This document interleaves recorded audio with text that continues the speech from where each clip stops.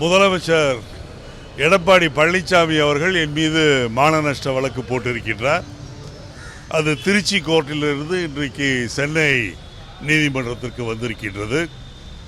இந்த வழக்கிலே என்னை பொறுத்தவரையில் இந்த வழக்கை நான் கண்டிப்பாக சந்திப்பேன். ஜெயலலிதா போட்ட வழக்கையே சந்தித்தவன் நான். ஆகவே இந்த எடப்பாடி நடுப்பாடிக்கெல்லாம் பயப்படுகின்றவன் நான் அல்ல. கண்டிப்பாக எவ்வளவு வழக்குகள் போட்டாலும் அதை சந்திக்க நான் தயாராக இருக்கின்றேன். வழக்கு தொடர்ந்து நடைபெறும் போது குறுக்கு விசாரணைக்கு வாய்ப்பு இருந்தால் முதலமைச்சரையே கூண்டிலேற்றி நான் குறுக்கு விசாரணை செய்வதற்கும் தயாராக இருக்கின்றேன். ஆகவே இளங்கோவனை வழக்குகள் மூலம் முடக்கி விடலாம் என்று நினைத்தால் என்னை பொறுத்தவரையில் நீங்கள் வழக்குகள் போடத்தான் என்னுடைய வேகம் அதிகரிக்கும் என்று நான் நம்புகின்றேன். இன்னும் வழக்குகளை போடலாம். கண்டிப்பாக நான் அதை சந்திப்பேன்.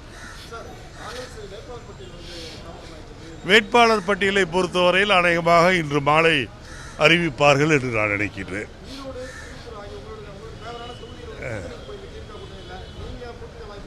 இல்லை, என்னை பொறுத்தவரையில் ஈரோடிலே நான் போட்டியிட வேண்டும் என்று விரும்பினேன். ஆனால் வைகோ அவர்கள் கட்சிக்கு ஒரே ஒரு தொகுதி ஒதுக்கிய காரணத்தால், அதுவும் அவர்கள் ஈரோடு வேண்டும் என்று வற்புறுத்திய காரணத்தால் அந்த தொகுதி வைகோவுக்கு கொடுக்கப்பட்டிருக்கின்றது. என்னை பொறுத்தவரையில் எந்த தொகுதியில் நிற்க வேண்டும் என்று மேலிடம் முடிவு செய்கின்றதோ அந்த தொகுதியிலே போட்டியிடுவேன்.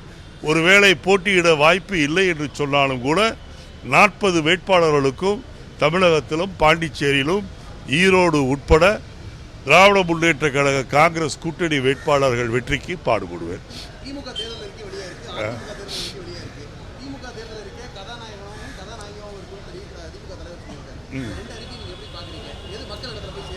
ரெண்டு அறிக்கை என்பது ஏற்கனவே காங்கிரஸ் சொல்லி வந்த, நாங்கள் விவசாயிகளுடைய கடனை முழுமையாக நாங்கள் தள்ளுபடி செய்வோம் என்று காங்கிரஸ் கட்சி கடந்த 6 மாத காலமாக, இன்னும் சொல்ல போனால் ராஜஸ்தான், மத்திய பிரதேஷ், சத்தீஸ்கர் தேர்தலிலேயே வாக்குறுதி தந்தது.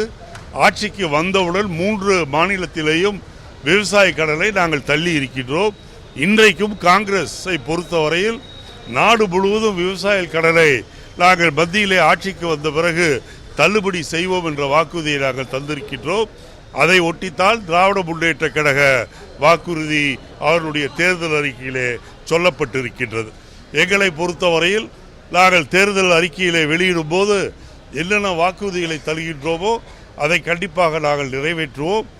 மோடியை போல் வாய் சொல்லில் வீரராக இல்லாமல் செயல்பாடுகளிலே காங்கிரஸ் கட்சி வீரராக இருக்கும் என்பதை நான் சொல்லிக்கொள்ள விரும்புகிறேன். ராஜா அவர்களை பொறுத்தவரையில் ஒரு முந்திரி கொட்டை மேலிடம் அனுபவிப்பதற்கு முன்பாகவே அவர் அறிவித்திருக்கின்றார்.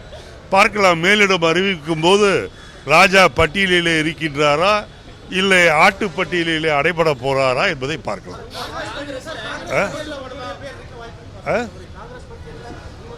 என்னுடைய பெயர் இருப்பதற்கு வாய்ப்பு இருக்குமா இல்லையா என்பதை மேலிடம்தான் முடிவு செய்ய வேண்டும்.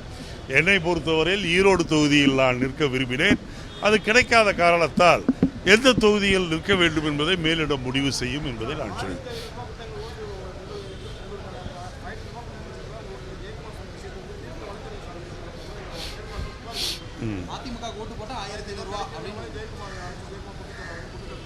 இல்லை, அதிமுகவை பொறுத்தவரையில் தோல்வி பயத்திலே அவர்கள் மிகவும் மிரண்டு போயிருக்கின்றார்கள்.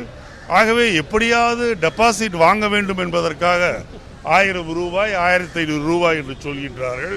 ஒரு ஓட்டுக்கு 5000 ரூபாய் கொடுத்தாலும் கூட அதிமுக பாஜக கூட்டணி ஒரு இடத்தில் கூட வெற்றி அடையாது.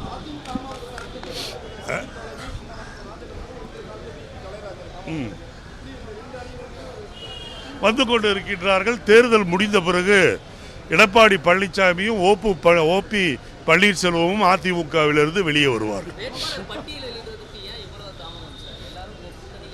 இல்லை, எங்களை பொறுத்தவரையில் இந்தியா முழுவதும் இருக்கின்ற மாநிலங்களிலே வேட்பாளர்களை நாங்கள் தேர்வு செய்ய வேண்டி இருப்பதால் அகில இந்திய கட்சிகளில் அது கொஞ்சம் கால தாமதமாவது வழக்கம்தான்.